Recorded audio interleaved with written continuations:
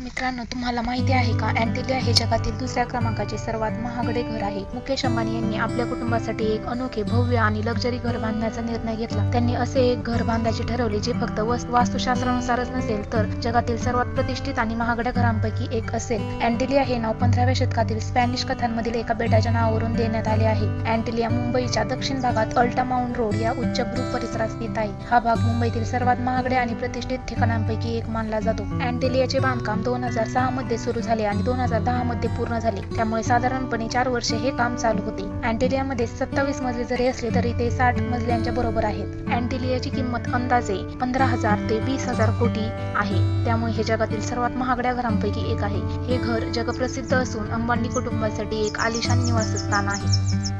आणि सर्वात महत्त्वाचे म्हणजे अँटिलियामधील भूकंपरोधक संरचना, ज्यामध्ये 8 रिश्टर स्केल पर्यंतच्या भूकंपाचा सामना करण्यास सक्षम आहे.